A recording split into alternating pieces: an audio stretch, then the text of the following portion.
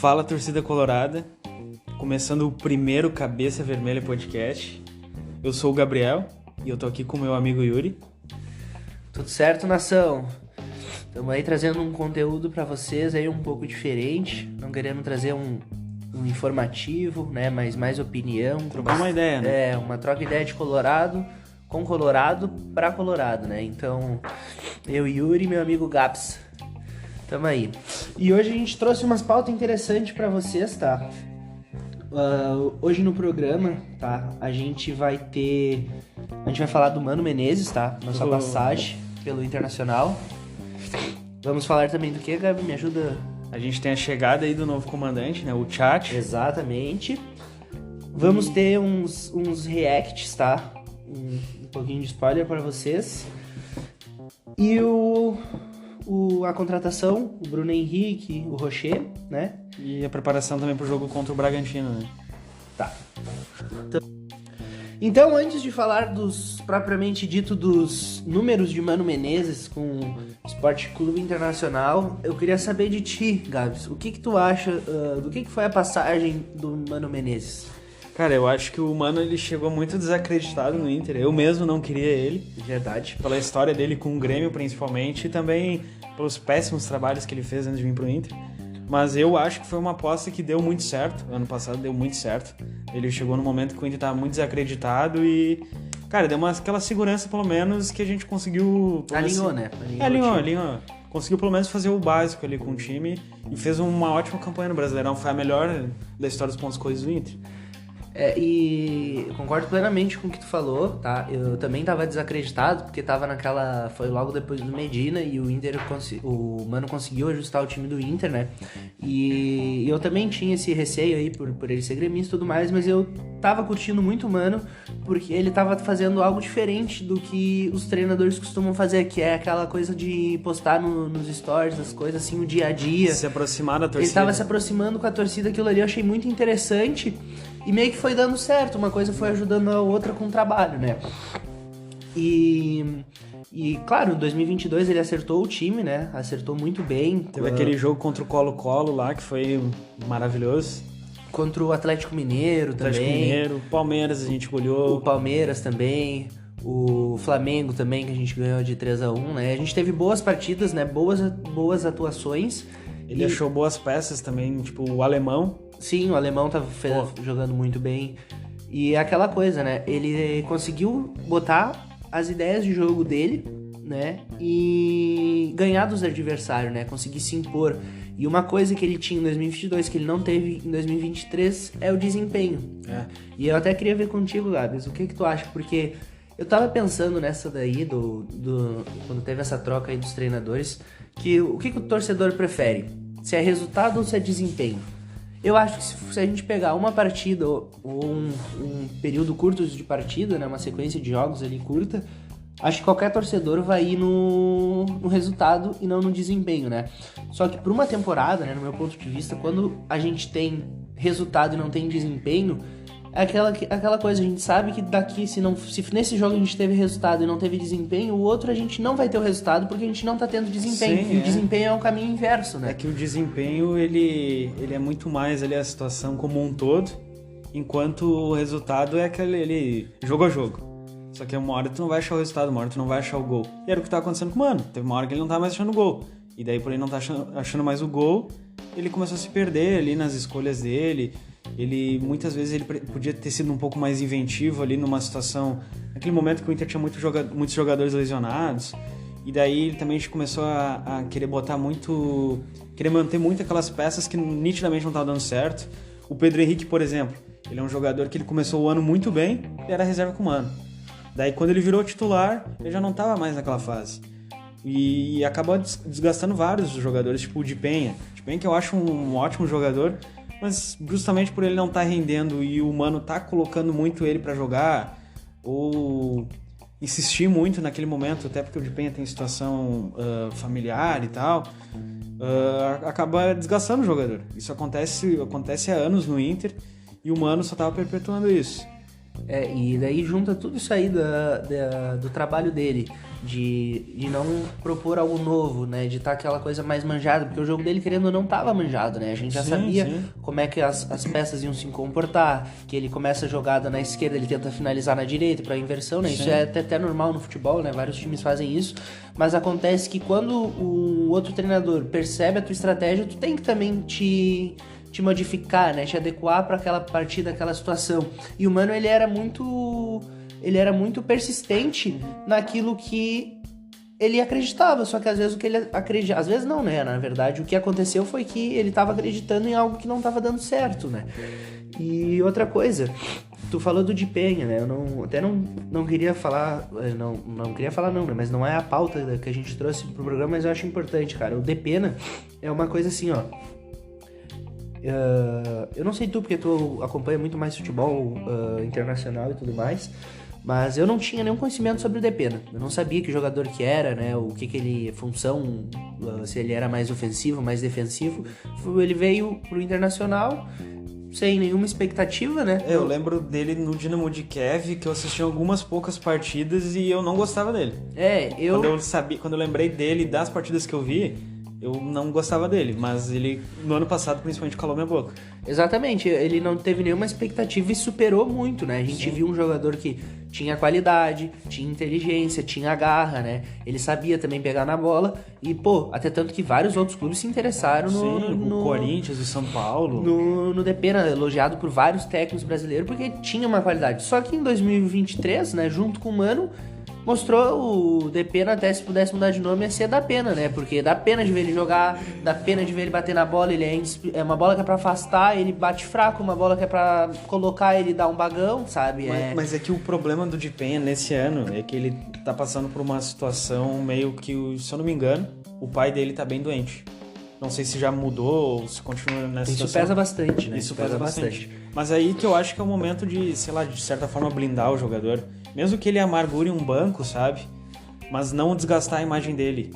Porque eu gostei dele. Ele tem a garra ali, ele sabe... A gente sabe que ele é bom jogador. Ele não desaprendeu a jogar futebol. Ele tá numa fase que tá durando bastante, né? Quem sabe agora o Kudê possa recuperar ele, né? Mas um dos meus pontos, assim, que mais me incomodava no Mano é que o Mano, muitas vezes, ele usando a criatividade dele, ele encontrava situações muito boas, soluções muito boas. O Matheus Dias e o Luca, principalmente. Só que ele depois não colocava pra jogar. O Matheus Dias resolveu vários jogos do Gauchão e o Luca resolveu 3 jogos da Libertadores em sequência. E aquela coisa, né? O Matheus Dias entrava sempre o Mano Menezes dava um rojão na mão dele pronto pra estourar. E ele resolvia, né? Entrou na final contra o Caxias, bateu o pênalti, não errou. Entrou contra o América Mineiro, contra o CSA pra bater pênalti. E sempre mostrou, mas aí era um jogo ali, aí entrava, quando entrava, botou até de lateral direito um tempo, né? Sim, jogou de lateral.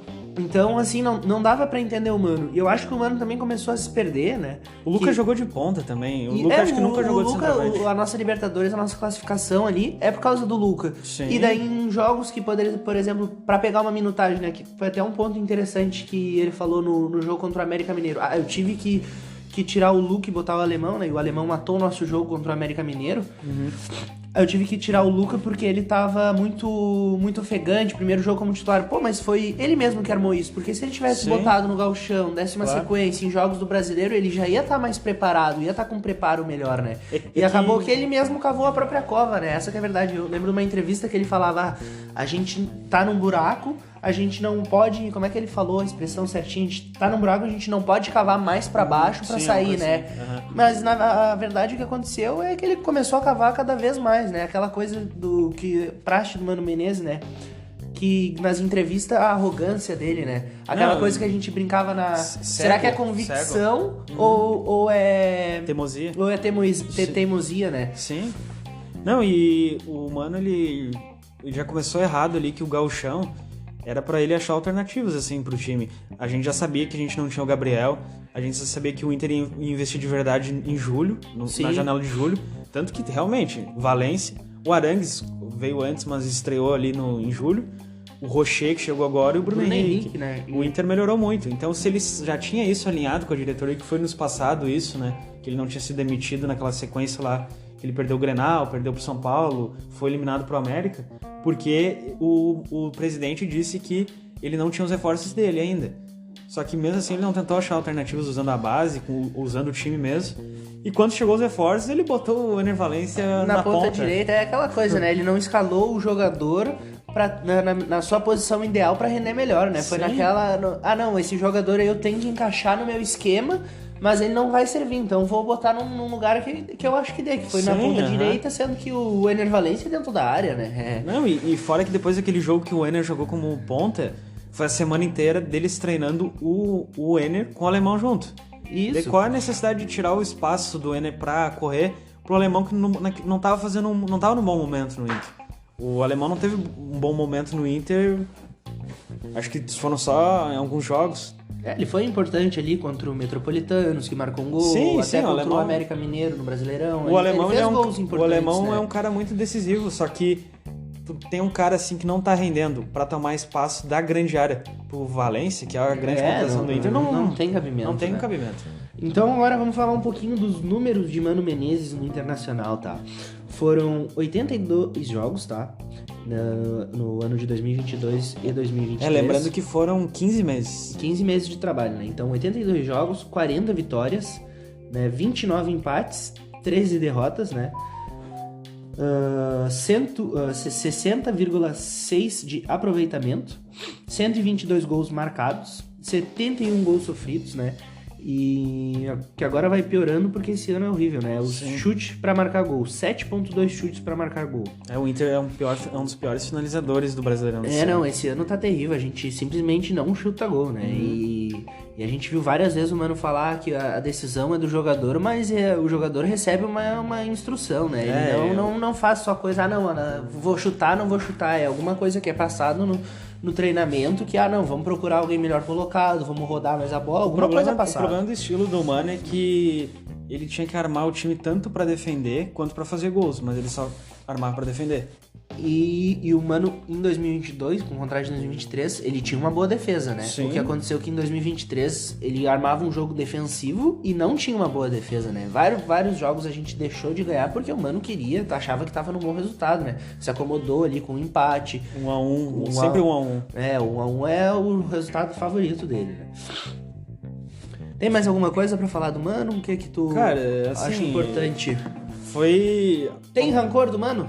Cara, não tenho, porque eu acho que o ano passado foi muito bom, só acho que ele deveria ter caído mais cedo. Eu acho que o jogo contra o Caxias era pra onde ele deveria ter caído. Tu acha que já no Gauchão? Já, porque ele teve ali a pré-temporada, o elenco do Inter era praticamente o mesmo, não perdeu o Gauchão, na verdade, tu não precisa de reforço pra estar na final, né? Sim. O problema não é não ser campeão, o problema é não chegar na final. Não chegar na final é muito pior, porque, cara, o Rio Grande do Sul é assim, tem 2 times, um ano um time vai ganhar, no outro vai ganhar, e é sempre assim, sempre foi assim. Às vezes vem o Novo Hamburgo, às vezes vem o Caxias, mas é obrigação para um time pronto do jeito que tava, pelo menos chegar na final. É que aí que tá o outro ponto, né? Eles falavam tanto pra nós não se apegar em 2022, mas é que não tem como, a gente tava com o time pronto, Sim. A gente tinha uma espinha dorsal ali, tanto defensiva quanto ofensiva, uma estratégia de jogo, um estilo de jogo, e simplesmente ele jogou tudo abaixo, né? Sim. E eu, diferente de ti, Gabs, do Mano ter caído contra o Caxias, eu acho que o Mano devia ter caído naquela sequência.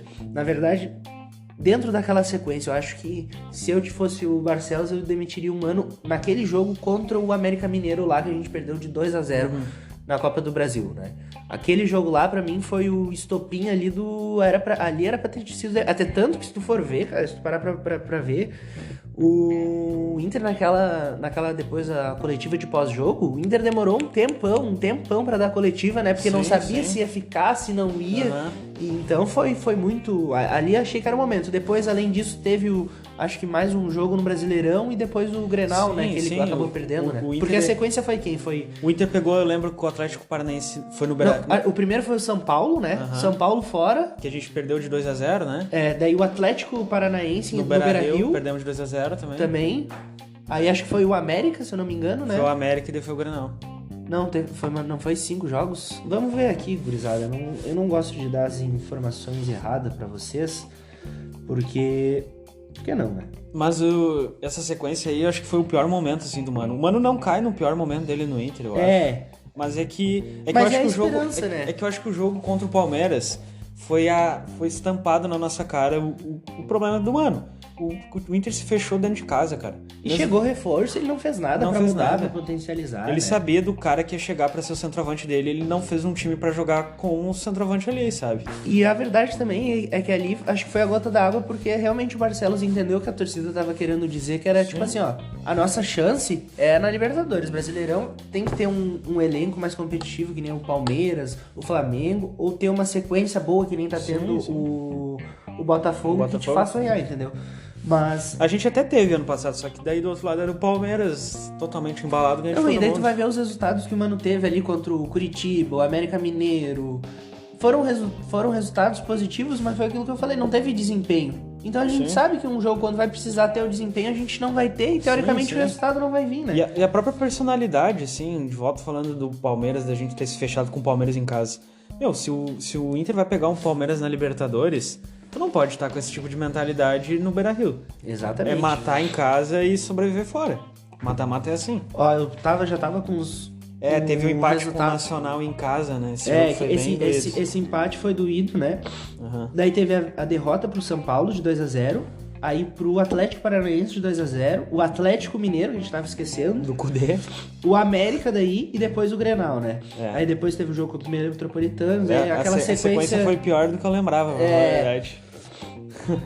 Né? E, cara, eu não guardo rancor do Mano, né? Mas acho que também não fico com aquela coisa...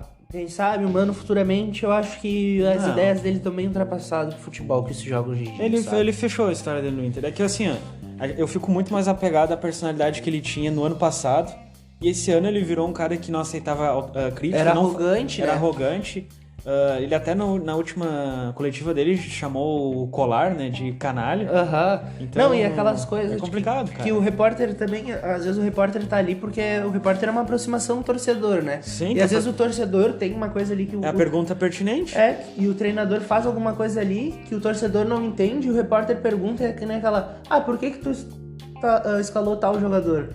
Tu acha que ele foi mal? Não, eu acho que ele jogou... então foi por isso, sabe? E, tipo, não dá mais uma explicação querendo se livrar da imprensa, mas não entendendo que ele tá falando com o torcedor, né? Não, e daí ele vai ter a convicção dele, e aquela é a convicção dele, mas daí ele não tem a coragem de chegar numa coletiva e explicar... E explicar o a motivo convicção daquilo, dele. né? E que depois acaba se tornando ou convicção, mostrando, não, mano, tava certo, que até um que eu vou dar o mérito pra ele, que foi o Romo, que eu pensava, não, por que tá escalando o Romo? Foi total humano. E teimosia dele? Não, foi convicção. Mas em compensação teve outros que foi teimosia. Foi. Não, ele queimou, por exemplo, o Estevão. Cara, o Estevão, quando ele começou no Inter, ele era bom, ele entrava, ele movimentava bem o jogo. Ele foi mal num jogo, ele foi mal no outro, ele acabou perdendo, foi contra o Caxias? Foi ele que perdeu o pênalti. Foi ele que perdeu o pênalti e perdeu aquele gol que acho que é o Pedro Henrique dá pra trás e ele bate... Não lembro se foi pra fora do goleiro. Mas ele teve a bola do jogo. É que um cara da base vir e daí ele começar bem e depois ter uma sequência negativa. Cara, tu não bota ele pra bater pênalti, cara. E aquela coisa, ele entrou nesse jogo, foi arquivado, depois só entrou numa outra fogueira, né? Sim, ele só entrou em fogueira. Eu acho que foi contra o América, não foi? Eu lembro que ele pegou uma bola pela direita, ele foi cruzar e o cruzamento teve 2 metros só de distância. Mas então agora vamos deixar o passado no passado, falar de coisa boa, falar do futuro, da esperança, aquilo que nos move, aquilo que nos motiva. O motivo que me faz acordar de manhã. Então vamos lá. Agora eu quero te perguntar. Cudê, tu era viúva do Cudê? Eu era. É o que eu ia te perguntar. Tu era viúva do Cudê? Cara, eu acho que o que ele fez ali com o Internacional não foi legal, aquela saída, mas... Não, eu gostava da ideia dele, sabe? Da ideia de jogo, do estilo, aquela motivação. Vámonos! É que o que eu gosto no Cudê é o jeito que ele vê futebol. E é o mesmo jeito que eu vejo, tipo, tem que ganhar. Cara, eu prefiro um time que joga 20 partidas com vontade de ganhar e perde às vezes, do que um time que já entra acomodado, sabe? Já entra querendo um empate, né? Sim. Cara, quando tu perde, tu tem que perder porque o adversário foi melhor que tu. Não porque tu deixou o adversário ser melhor que tu. Ou como é que se diz? Não é inconsistência, mas por... Acontece, por tu não querer ganhar o jogo, tu está lá na frente. Sim, Quantas coletivas a gente viu lá do Mano falando... relativizando. Se a gente não tivesse atacado, a gente não tinha tomado, sabe? Isso aí pra mim não tem cabimento. Isso é complicado. E, cara, é o cabeça pensante, né? O time, digamos, é a obra, né? O jogo é a estrutura ali toda é obra e o Mano é a assinatura, né? Então... E, cara, eu gosto muito, assim, do estilo do Kudê. Eu lembro que o Inter era muito... Por mais que tivesse aquelas partidas que o Inter perdesse ou empatasse no último minuto, era bem... Mas se via muito que era porque o elenco não era tão bom também, sabe? Eu lembro daquele... Acho que foi contra o Bahia. Se eu não me engano, foi contra o Bahia. Que o Rodinei... Eu gosto do Rodinei. Mas, pô... Rodinei entre o Rodinei e o Bustos... Sou toda a vida o Bustos. Eu lembro no jogo contra o Bahia, se eu não me engano... Que o Rodinei fez um pênalti no último minuto. E se o Inter tivesse ganho aquela partida, teria sido campeão brasileiro no final do ano. Foi contra o Sport. Foi contra o Sport? Que tava o Abel já, né? Não, foi com o Kudê mesmo. Foi com o Kudê, o Kudê foi pro vestiário. Nessa contra o do Abel, ele não fez o pênalti, ele fez a falta que foi expulso, né? Isso, aham. Tá, não. Não, foi o Wendel. Foi o Wendel que fez a falta e foi expulso. Foi o Wendel. Eu não lembro direito, mas acho que foi nos lateral mesmo. Mas esse jogo que o Rodinei fez o pênalti no final, o Kudê saiu enlouquecido e falando, agora o time não vai mais caminhar. E, tipo, é isso, cara. Tu punir o jogador também no que ele fez no jogo pra aprender. Não, isso aqui tá errado, isso aqui não é o que eu quero. Às vezes pode até tá certo, mas não é o que o treinador quer. E é aquilo ali, cara, entendeu? E aí que tá. O negócio do Kudê não é... Eu gosto como ele encara também a derrota, cara. Porque, tipo, tu saiu do jogo que tu perdeu, ou que tu não teve o placar que tu queria, é correr e trabalhar, cara. É trabalhar, é buscar a vitória. Independente, assim, do que aconteceu ali, o Mano relativizava muito. Tem que atacar menos. Tem que botar mais um volante. Não, cara, tu tem que ir pra cima e na verdade, saber jogar isso aí foi um esboço, né? Porque o Mano tanto não falava que tinha que atacar menos, tinha preservado, tanto que tu vai ver os números. Somos horríveis na finalização pra marcar no Brasileiro. Sim. Temos um dos piores ataques. Né? Isso que não quero falar mais pra não ficar feio, né? Olha contra o Metropolitanos, tá certo que a gente jogou muito melhor, até acho que o Inter jogou bem, mas foi 1-0 com gol nos acréscimos do alemão, contra o Metropolitanos, que perdeu todos os jogos da fase de grupos, tomando goleada do Olímpia, do Nacional, tomando goleada do Medellín. Não, e detalhe, no jogo lá na Venezuela também a gente só não perdeu por detalhe. Por milagre do John, né? John, por milagre do John, então assim, é que não teve uma partida boa, não teve desempenho, né? Sim. E o Barcelos deu aquela tentada. É ali e escutou o torcedor, escutou o que o torcedor queria e vamos tentar. Uns vão falar, não era pra trazer o Kudê, porque tem essa mágoa, mas, cara, é a aposta dele e agora temos que apoiar. É que eu vou te falar assim, mesmo que o pessoal não queira o Kudê, tu vai olhar os técnicos que estão livres pra gente daqui a 15 dias jogar contra o River. Cara, eu vou, de todos que estão livres ali, o Kudê é a escolha mais óbvia pra enfrentar o River Plate. Quem não tinha opção? Quem a gente poderia trazer? O Odair? O Ceni. Cara, o Ceni até acho que é um técnico que eu gosto do Ceni ali. Eu gosto, mas ele precisa pelo menos de um mês ali pra poder ele tem que estar no início de trabalho, não chegar nessa fogueira aí que tá na Libertadores, desempenho mal e tudo mais, né? E não tem muitas opções no mercado, então tu tinha que tentar aquilo ali. Pô, o Kudê já teve um trabalho... Ele conhece o Inter, cara. Que foi legal, tem uma boa relação ali com os jogadores, com a comissão ali, o presidente. Então, é uma aposta, eu acho válido, mas o que não dava era pra continuar com o Mano. Eu concordo. E pegando os números aqui do Kudê... Tem aí os números da primeira passagem dele? No Internacional, tem até trazer a da passagem dele no Galo e no Celta de Vigo, mas vamos então nessa primeira do Inter. Eles vão pela ordem ali. No Internacional, tá? Você lembra o ano que ele passou? Foi 2020? Ele chegou em 2020. Ele ficou até novembro, mas é que teve a parada da pandemia. Isso, né? E daí foi até o primeiro turno do Brasileirão e a fase de grupos da Libertadores e ele pegou uma fase da Copa do Brasil. Porque como o Inter tava classificado... E largou bem, né? O Inter tinha passado a fase contra o Atlético Goianiense, né? Jogando com as reservas. O Inter ganhou as 2 partidas lá e aqui. E, cara, na Libertadores ele não foi bem. Mim, assim. Teve o Grenal ali, que foi um baita do jogão no primeiro, e teve aquelas expulsões, e também aquela... É que o Grenal é complicado, porque acontece muita coisa no Grenal.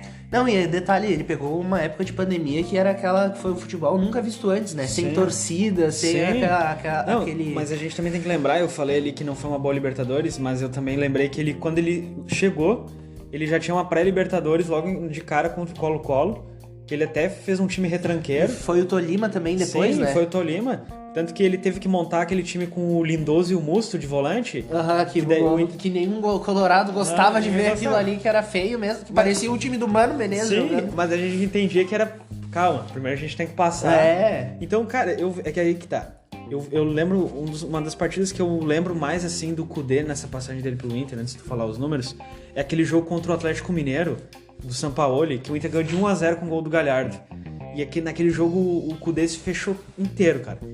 E, cara... É que a retranca não é que a retranca é proibida. Tu pode ter uma retranca como estratégia, mas tu tem que saber usar. Tu não pode usar todo jogo já querendo um empate, já não querendo, sabe? Porque aquela coisa, quando tu vai preocupado em não ganhar, quando a tua preocupação, a tua preocupação maior é não perder, acaba que tu não ganha, entende? Sim. E ali foi um jogo que, tipo, ele entrou com tudo, matou o Galo e se fechou. E o Galo não conseguiu fazer o gol. É que tá, ele abriu mão do estilo dele em prol da vitória. Isso aí é totalmente válido, sim, né? É algo que o Mano fez isso em 2022, começo, exato, só que em 2023 ele tava muito estranho, sabe? E até quando ele tentava ali com o Wanderson, Pedro Henrique e alguém de centroavante, ele botava na escalação, mas aí tu via na movimentação deles que eles estavam jogando retrancado. E era aquela coisa, parece que era mais pra agradar um torcedor do que alguma coisa dele querer fazer pro Inter, sabe? Sim. Então vamos nos números do Kudê. 46 jogos, né? Sua primeira passagem, 46 jogos, 24 vitórias, 9 derrotas. Ou acho que empate... Quantos empates aí? Tem que fazer a conta. Tem que fazer a conta, 35. Ô, Gabriel, dá uma ajuda aí pra nós, Gabriel. Faz aí pra nós aí 24, mais 9, menos 46. Isso. 13 empates. Gurizada aqui, gurizada, prestem atenção na aula de matemática e façam contas aqui. Aqui também é nervosismo do primeiro episódio, eu acho. Que aqui é podcast do Inter, né? De matemática, a gente deixa os outros pros especialistas. Então, vamos de novo, recapitulando. 46 jogos, 24 vitórias, 13 empates e 9 derrotas, com um aproveitamento até, se for ver, muito parecido do Mano, né? Mas com menos jogos, claro, 61,6%. Né, 71 gols marcados, 37 sofridos. Que é um número, 37 gols sofridos em 46 jogos. Menos que Libertadores, Copa do Brasil, menos Brasileirão, que um gol por cara. Jogo, né? Ele jogou todo o primeiro turno do Brasileirão. Então é bem bom esse número aí. Temos também 93 grandes chances, né? Sim, se for ver 93 grandes chances em 46 jogos. É muito. 52 grandes chances cedidas, né? Então, sim, se for ver dessas, 52 tomou 37 gols. Tu vai afunilando cada vez mais, né? Não parece, mas a defesa pelo menos nos números do Kudê, a defesa é boa, cara. E agora a gente vai pegar um ponto interessante. A defesa do Kudê é boa, mas tu acha que a defesa nesse ano aqui do Inter era melhor ou era pior que a desse ano? Cara, eu não sei. Eu acho que a defesa desse ano se encaixa mais no que ele propõe. Porque naquele ano a gente tinha o Cuesta e a gente tinha o Moledo. E o Cuesta ainda tava jogando bem, né? Sim, o Cuesta não tava naquela decadência. Cara, o Cuesta pelo menos até o Ramires. Porque lembra que com o Ramires ele ainda fazia uns gols e tal? Sim. Ele falhava ali em momentos pontuais, mas eu acho que naquele momento o Cuesta era o melhor zagueiro do Inter. Falhava ali em alguns momentos. Tinha o Moledo também, que o Moledo sempre teve ótimas aparições no Inter. E também tinha o Bruno Fux, que ele foi muito importante, não sei se você lembra daquele jogo contra o Tolima lá, que no finalzinho ele salvou assim, uma bola que teria sido um gol do Tolima. Só que o Bruno Fux não ficou muito tempo com ele porque foi vendido, né? Sim, e isso foi importante, porque o Inter tava precisando de dinheiro, ele botou o Fux foi uma convicção dele e vendeu por largou logo de cara e jogou bons jogos, né? Sim, fez boas aquisições. Vendeu já, 50 milhões, cara, pro CSKA Moscou. Então, eu acho que naquela época, assim, olhando pros jogadores no papel, eu acho que aqueles zagueiros eram melhores. Mas eu acho que hoje a gente tem um estilo mais parecido com o que o Kudê precisa. Porque tu vai ver uma zaga rápida, né? A gente tem ali o Vitão. O Nico eu acho um ótimo zagueiro. O Nico também... É até engraçado o Nico, cara, porque... Ele joga bem e não vira titular, né? Não, mas tu vê a passagem dele no Atlético Paranaense... Nem jogou, né? Ele nem jogou. E, tipo assim, ele já tem mais passagem por clubes e não jogava muito. E todas as partidas que eu vi dele, tudo bem, a gente não tá no dia a dia ali do treino, sim, pra saber se o cara, sei lá, mas... Nos jogos que ele jogou bem. E não foi só jogar bem, ele foi inteligente. Tanto que a vitória contra o Metropolitanos, além do milagre do John, teve essa jogada que ele trocou o vermelho pela vitória, né? Sim, e quantas vezes a gente já tomou gol porque o jogador não quis botar o pé? Várias vezes. E aquela coisa, ele lembra muito o Cuesta no tempo, desarmava e já armava jogando, né? Aí a gente tem mais o Mercado na zaga, que, pô, o Mercado, eu vou falar uma coisa pra vocês. Se for ter uma sequência grande pro Mercado, eu acho que a gente peca, tá? Porque o Mercado, ele já não tem mais o viril, digamos assim, quando ele tinha os seus 20 e poucos, 30 anos, né? Mas ele é pra um jogo, pra uma sequência ali curta de 3 jogos, ou alguma coisa parecida. Ou entrar em algum momento que a gente precisa... Fechar uma casinha, entendeu? Ele é importantíssimo, porque ele é um jogador inteligente, ele tem um bom passe, ele sabe ali, ele incomoda, ele entra na cabeça do atacante. Sim. Então ele é um cara importante, mas claro, que se tu for ver, que nem ele tava jogando com o Mano, todo jogo, até ter uma lesão, até ter uma suspensão, alguma coisa assim, acabava que ele ficava mais rápido, porque não é um jogador rápido, então acaba desgastando. Ele é um jogador ideal para um jogo contra o River lá no Monumental de Nunes. Ou daqui a pouco contra o Flamengo, num Grenal, ou alguma coisa assim, ele é importante, sabe? Mas tu ter uma sequência, tu botar ele pra jogar contra um Atlético Goianiense, contra um América Mineiro, uma sequência São Paulo Fluminense, Atlético Paranaense, Atlético Goianiense, se jogar todos esses jogos, ele vai cansar. Então tu tem que saber, pô, esse jogador ele já não tem toda, digamos assim, uma barrinha da porcentagem ali que ele vai render a temporada. A gente sabe que não vai dar o 100% em todos os jogos. Claro. Então vamos ver qual os jogos mais importantes e contar com esse 100% do que ter todo jogo 50%, 60%, 70%, entende? Mas agora, assim, ó, o ponto principal da defesa do Kudê, que tu já deve estar imaginando o que é o tal do volante que arma o jogo junto com os zagueiros. Aquele que desce e faz a linha de 3. Que na época de 2020 era o Musto, às vezes era o Lindoso, às vezes era o Dourado, mas era principalmente o Musto. Eu acho que hoje em dia, com o Gabriel, a gente tem a opção ideal. O Gabriel, ou talvez até o Bruno Henrique mais recuado, ou até mesmo o Matheus Dias, que a gente tava falando. Cara, o Matheus Dias, eu acho que assim, ó, ele é um ótimo jogador, tem que dar mais chance pra ele, porque ele é um cara que sabe jogar. Tu vê que ele tem qualidade, não é um cara que tá jogando bem ali, mas é aleatório. Não, ele tem qualidade. Então tem que botar o guri pra jogar bola, sabe? E só falando uma coisa assim, que tu falou da abertura ali do meio de campo, tem uma coisa que eu não gostava no Kudê, mas era também mais no início ali, mas ele também teve uma persistência que me incomodou bastante, é que era o Mustos e o Lindoso. Por que eu não gostava dessa abertura?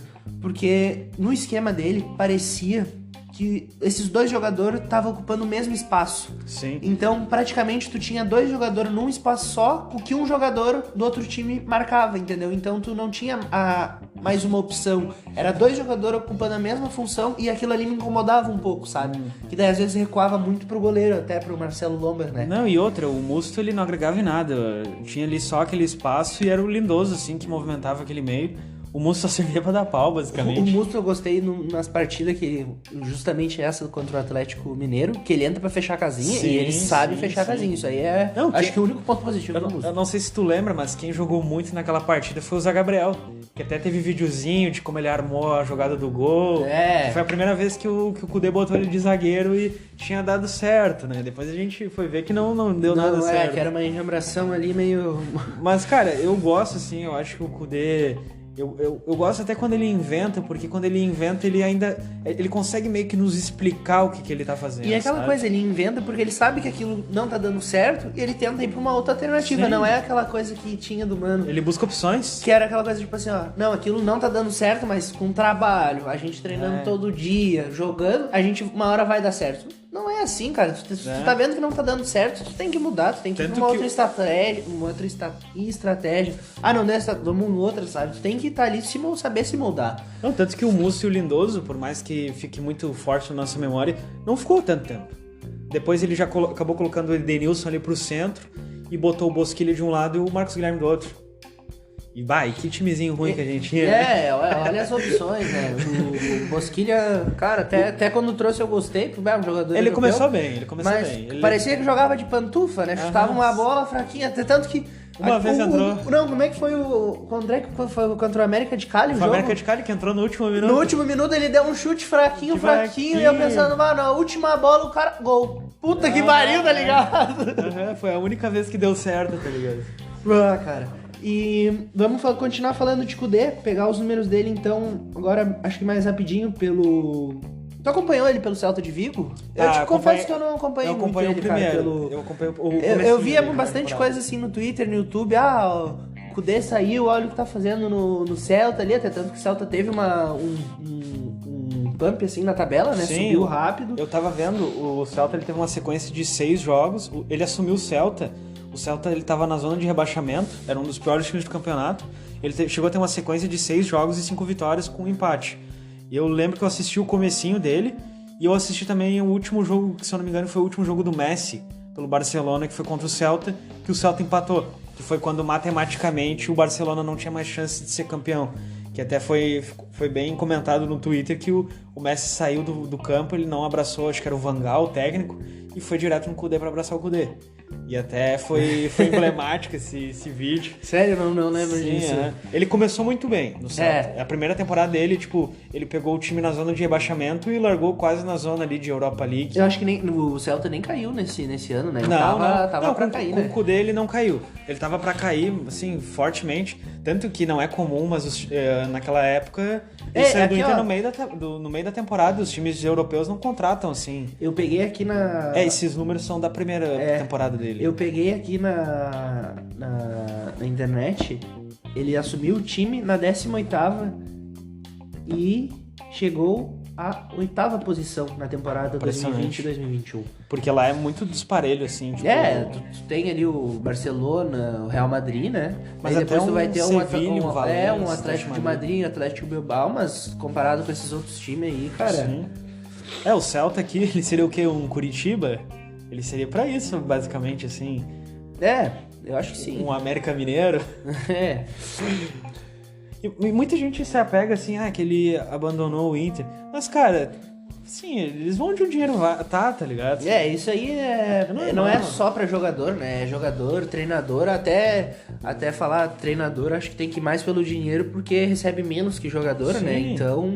Eles vão... Isso aí que manda, até tanto que o Kudê assinou hoje com o Inter. Se vir uma proposta do Real Madrid ganhando 5 milhões de euros por mês, acho que ele não vai ir. O Luiz Castro no Botafogo.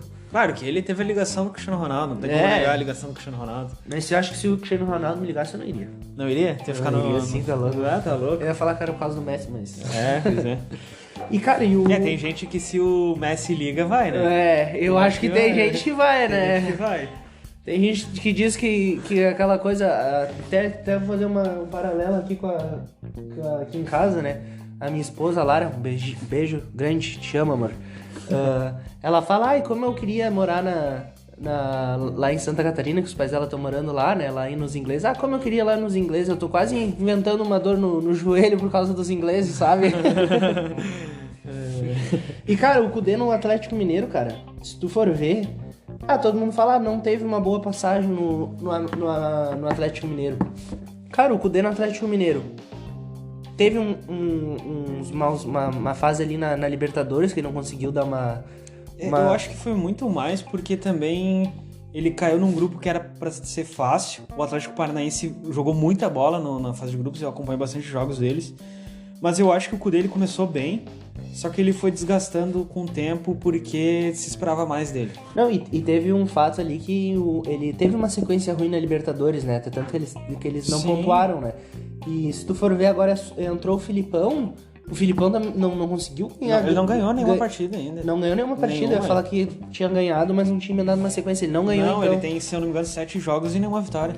Então pra tu ver, tava fazendo chover o Kudê, e agora? Pois é o que dá a entender. E tipo, é que o Kudê, ele é um cara assim, que se tu pegar momentos pontuais, talvez tu vai reclamar dele. Mas, cara, ele é um técnico consistente, meu. Porque ele largou o Atlético Mineiro classificado na Libertadores, tá? Campeão mineiro. Ele foi eliminado, né, pelo Corinthians na Copa do Brasil, mas também... Foi pelo Corinthians que foi? Foi pelo Corinthians nos pênaltis, se não me engano. É verdade. Mas ele era quarto do Brasileirão, sabe? E assim, cara, eu acho o elenco do Inter melhor que o do Atlético Mineiro. Eu acho que o Atlético Mineiro tem uns ótimos jogadores ali, se for ver o Hulk, o Paulinho, né? Tem até uns colorado disfarçado ali, né? O Fux, o Edenilson. O cu dele Cara, eu falei esses dias pro Matheus. O Matheus é Mas, meu, te falar que... que o Kudê ele é a solução para os problemas futebolísticos. Eu tinha raiva do Patrick e do Edenilson. Ele foi para o Atlético Mineiro, levou o Patrick e o Edenilson e voltou para o Inter. Mas, meu, eu desconfio, não posso dar com toda certeza, mas eu desconfio que não foi o Kudê que fez isso. Fazendo uma análise... O Caetano? Foi o Caetano, porque se tu for ver, meu, o Rodrigo Caetano, quando... O Patrick não era titular aqui, cara. Não era, mas o Rodrigo Caetano, quando ele assinou com o Inter, o que ele faz? Ele trouxe um monte de jogador que já tinha trabalhado com ele. Vou te dar um exemplo, o Guerreiro. O Guerreiro foi um... Então, ele tem essa mania de ir migrando pros clubes e trazendo os jogadores que trabalharam com ele em outro clube. O próprio Zé Ricardo, quando o Kudê não assumiu o Inter ainda. Lembra que tinha aquele negócio que o Kudê só ia assumir o Inter... Na temporada, no início, né? Isso, aham. E daí eles trouxeram o Zé Ricardo com contrato... Que já tinha trabalhado também, né? Eu acho que isso é mais o Caetano, cara, que o Kudê pode ter pedido. O Edenilson, cara... Eu vou ser bem sincero agora, levantando a questão do Edenilson. Cara, eu acho o Edenilson um ótimo jogador. Ele sabe jogar bola, ele entende futebol, ele auxilia o jogador ali. Salvou o Inter por muito tempo. Só que aquela coisa, não é que ele tinha que sair do Inter porque ele não... Cara, desgastou a relação e era melhor até pra ele, sabe? Não digo que era a melhor coisa pro Inter, mas era melhor pros dois, tanto pro Inter quanto pra ele, entende? A mesma situação do Dourado, cara. O Dourado, a raiva que eu tinha dele... É porque ele não saía do time mesmo mal, sabe? E querendo ou não, acaba desgastando a relação jogador-torcedor, né? Sim. E aí? Pode falar. O que tu tem mais aí pra gente? Não, eu ia falar pra gente fazer uma pausa antes de ir pros reacts. Então tá. Ou vamos dar um reactzinho, só de um spoiler do que vai ser antes da pausa? Vamos. O Yuri, ele separou aqui alguns trechos aqui... Algumas coisas que aconteceram durante a semana em alguns programas.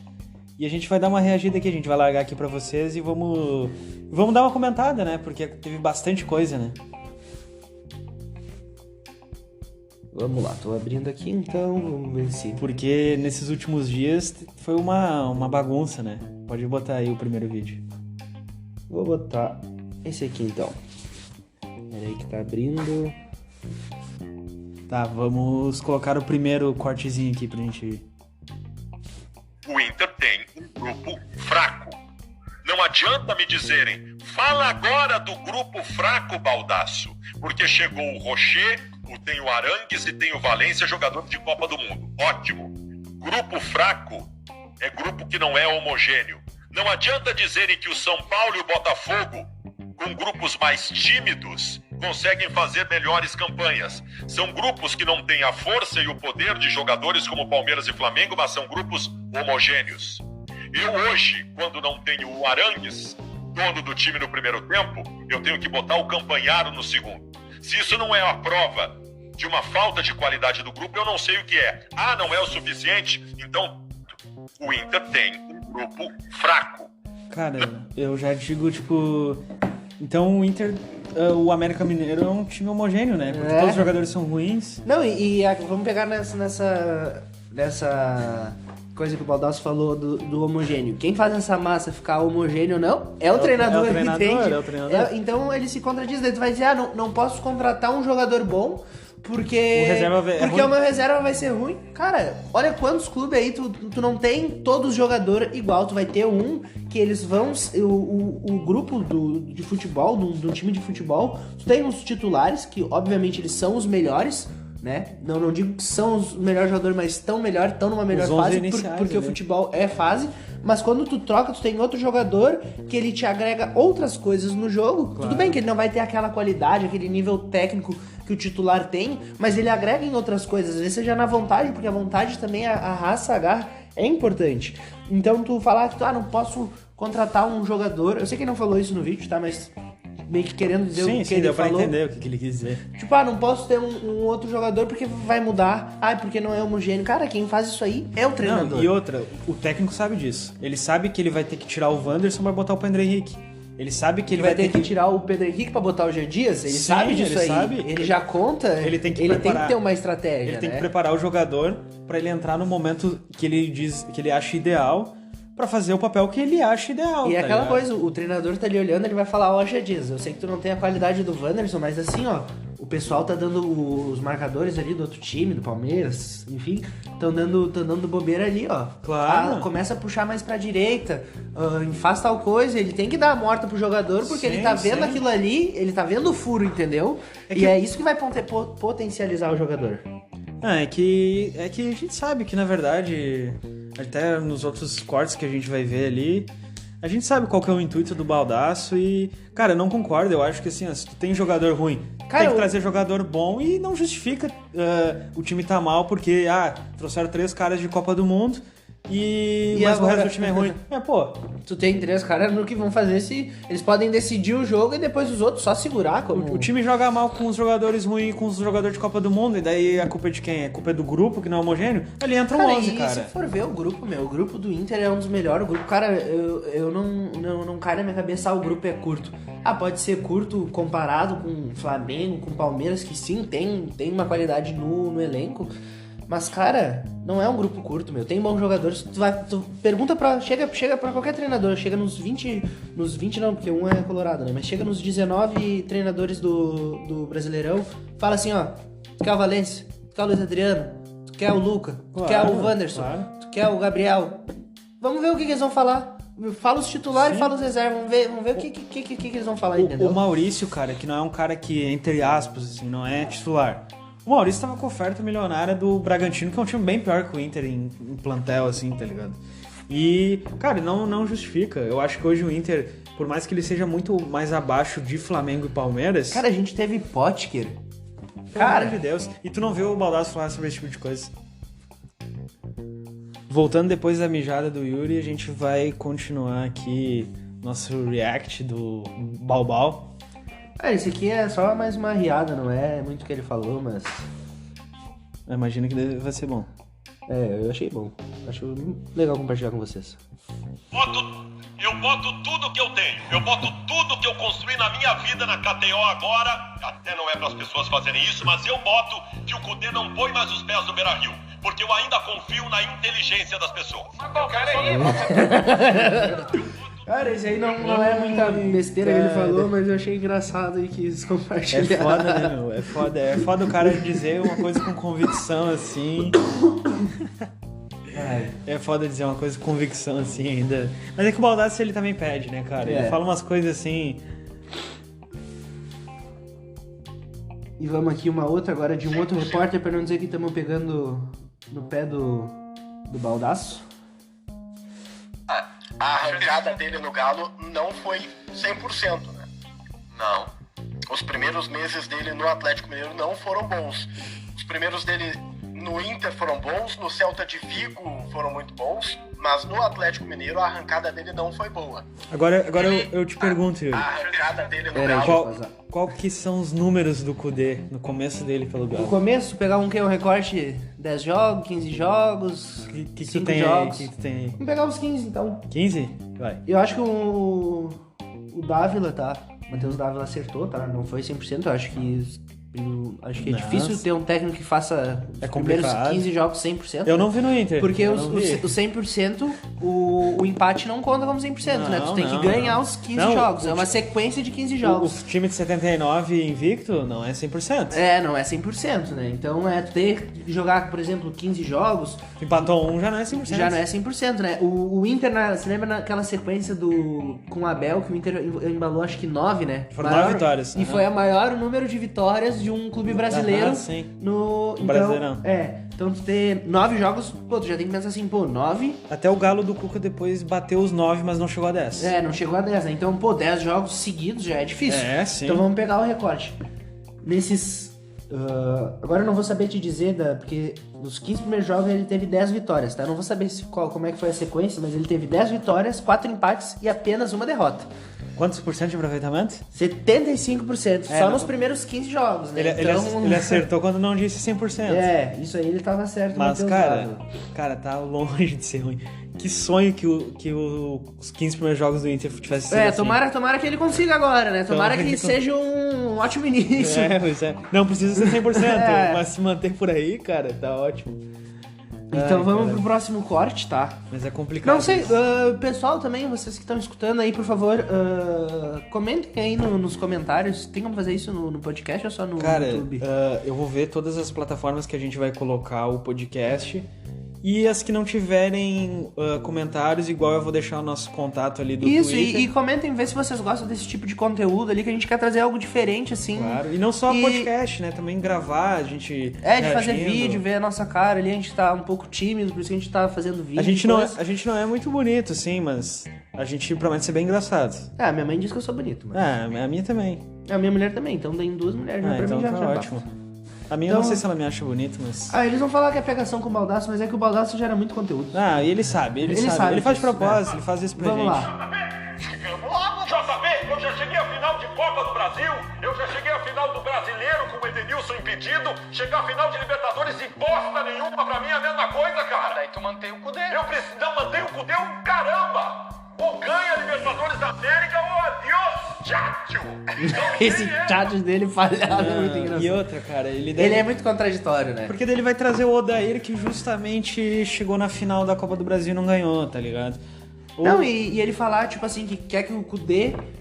Que aí, se a gente pegar o ponto nessa fala dele, aí a gente tem 2 coisas, né? Ele fala que pra ele serve só se o Kudê ganhar a Libertadores. Então ele tem muita esperança e queria o Kudê no Inter, porque sabe que o Kudê vai conseguir fazer isso. Claro. E daí a outra contradição que ele diz, régua tá alta como é pra que ele. vai chegar na final com um elenco curto? Não é nem como é que vai chegar na final com um elenco É que curto, assim, porque ele tanto bate pau no elenco curto, o elenco não é homogêneo. Como que ele quer isso se ele do Kudê, sendo que as peças que ele tanto critica, entendeu? É que assim, pro Baldasso, tudo bem o Mano ser eliminado pelo Caxias no Gauchão, nem chegar na final, perdeu o Grenal, porque ele perdeu os 2 Grenais que ele disputou, porque isso ele usa de argumento contra o Kudê. Ser eliminado pro América Mineiro na Copa do Brasil e tal que... Detalhe, quase que eu pro CSA, né? Quase que eu pro Pior CSA. ainda, né? Foi na cagada. Foi na cagada. E assim, o Inter atualmente é o 11º colocado do Campeonato Brasileiro e classificou com muita dificuldade na Libertadores. Pra ele isso é ok. Mas essa é a régua mínima do Mano Menezes, pelo menos média assim do Mano Menezes pra ele. Mas pro Kudê, o mínimo é ganhar a Libertadores.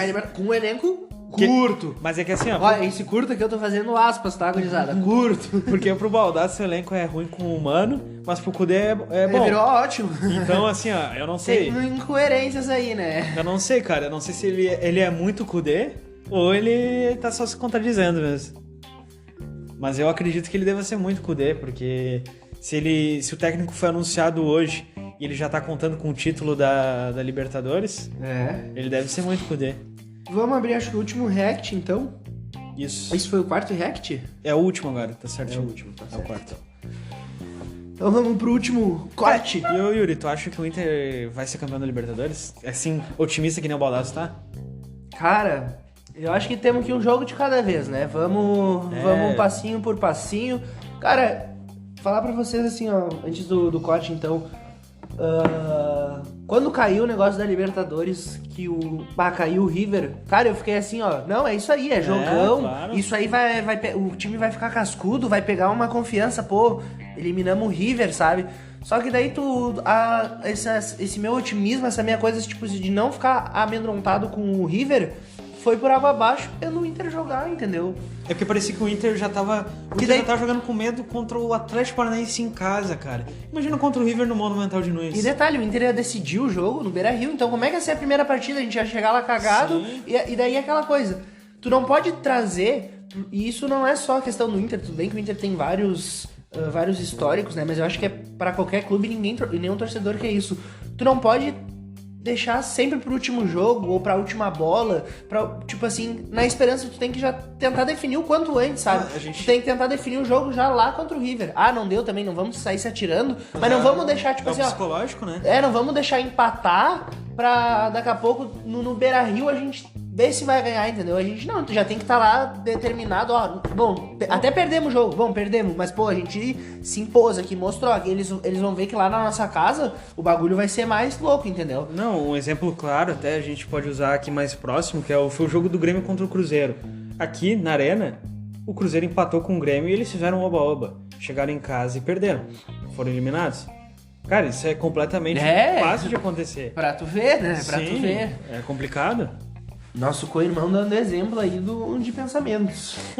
Cara, e o último aqui é só uma frasezinha do nosso amigo... O Balbal? Não, é outro aqui. O JB? É, o JB e o Balbal dando uma indiretinha pra um, ver se tu adivinha pra quem que é.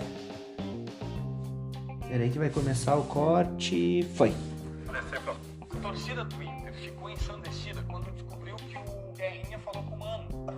Sim, como se nunca nós tivéssemos falado com o E treinador. às vezes eu tenho que gravar vídeo pra galera dizer assim, gente, vocês acham o quê? Que a gente chega aqui com o JB diz assim, olha só, eu tenho informação, vocês acham que não é o treinador, não é o presidente, sabe não é o que diretor. o Cudê tem os amigos dele Claro! aqui. O Cudê tem os bruxos dele aqui, vai falar com todos eles. Tanto que o Mano acusou o golpe na Eu só queria, não sei se até pra esclarecer pra... Acusou o golpe, cara. Isso aí é... Não, primeiro que, tipo assim, Cara, a gente sabe que tem, mas dava pra ver ali que a conversa do Mano era... A situação do Mano e do Guerrinha, que, cara, o Guerrinha falou que o Mano tava mandando, olha o cara que a gente tá contratando, sabe? Tu abrir isso pra um repórter, assim, pode ter, pode não ter, mas tu ter esse tipo de situação num programa que nem o Sala, cara, é complicado, mano, é complicado. E essa questão, assim, de, o Cudê tem os bruxos dele, cara, é nítido, assim, pra quem que ele quer dizer. E, cara, pra mim não tá errado, meu. Não tá errado, tipo... O Cudê tem que ter... não pode explanar essas coisas, né? Essas coisas não podem ser explanadas. Quando o negócio é explanado é porque tu sabe que alguma coisa tá errado. Tu acha que o Mano em 2022 não tinha conversa com o Guerrinha ou com outros e foi explanado alguma coisa? Sim. Não, e outro, o Guerrinha tava passando indicações pra como o Inter deveria jogar. Aí já é um ponto que tu não tem que chegar, sabe? É, exatamente. E ele falando isso, e a gente viu que o Mano seguiu o que o Guerrinha falou. E agora... O tempo tá acabando, né, Gabizinho? A gente agora... não sabia que tinha tempo limitado, né? É, pois é. E então vamos chegar nas últimas duas pautas, a gente vai tentar dar um acelero, porque o tempo é curto mesmo, tá? Que é falar sobre o Rocher e o Bruno Henrique, o que tu espera de cada um, e meio uma projeção meio... Cara, gostei... Contra o Bragantino. Gostei das duas contratações, acho que agregam... O Rocher, obviamente que o John tá em ótima fase, mas eu acho que... Vem pra disputar, né? Vem pra disputar. Cara, jogador bom tem que trazer. Tem que trazer. Indiferente se vai ser titular, reserva, tem que disputar. Até é bom, porque daqui a pouco a gente nem viu o máximo do John, né? Agora ele vai ter uma sombra maior e daqui a pouco ele consegue muito mais nos mostrar. E pro Baldassi não ficar preocupado do Arangues sair e entrar o Campanharo, o Inter trouxe o Bruno Henrique. Cara, o Bruno Henrique, tá? Vou ser bem rápido e falar. Eu sempre gostei do Bruno Henrique, queria ele, claro, mais novo, mas é aquela coisa que se lembra quando a gente tava conversando em particular, eu falava, não sei se o Bruno Henrique é uma boa por causa da idade e tudo mais, e daí tu mesmo falou, ele é um cara que ele é experiente, ele já traz um amadurecimento pro time, ele tem uma cabeça boa e ele sabe jogar futebol. E a idade do jogador mudou, então 33, 34 anos, no caso, não tá no auge, mas também não tá no declínio, né? Não, e é jogador campeão, vem pra agregar, com certeza, sim. É isso aí. E contra o Bragantino, o que tu... Cara, eu acho que vai ser complicado, acho que o Cudê... Ele Qual é o provável time do Bragantino? Traz aí pra nós. Cara, o provável time do Bragantino, tá? É o Cleiton, Jean Hurtado, Luan Patrick, Natan e Juninho. Capixaba. Juninho Capixaba, isso aí. Matheus Fernandes, Eric, Ramires, Lucas Evangelistas e Vitinho. Bruno Gonçalves e Sacha. Cara, eu tenho medo do Sacha, né? Essa lei do ex aí é uma das poucas leis que costumam dar certo no Brasil. Cara, eu acho assim, é um jogo complicado, mas é um bom jogo. E o ano passado o Inter ganhou do Bragantino fora, né? O Cudê, o Inter ganhou de 2-0 do Bragantino fora com 2 gols do Galhardo. Cara, eu acho que é um bom jogo pro Cudê. Eu acho que não tô falando que vai ser vitória, mas eu acho que o Bragantino, ele peida pra nós. Eu espero que sim. Mas assim, eu acho que é um bom jogo pro Inter estrear, porque a gente já vai ver o Inter pegando uma equipe pronta. Vamos ver organizada. se vai mudar uma postura, já vamos ver mais ou menos o que o Cudê vai querer implementar, né? Jogar fora de casa contra um time que nem o Bragantino, a gente já vai ver a personalidade do novo Inter a partir do começo do jogo. Já vamos ver qual que vão ser as ideias. E o Bragantino, ele não é um ótimo time, né? É um bom time, eu até gosto do time do Bragantino, gosto dos jogadores ali.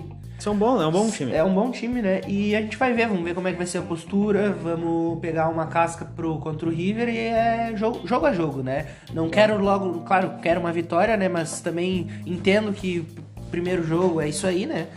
E vamos ver, eu tô confiante.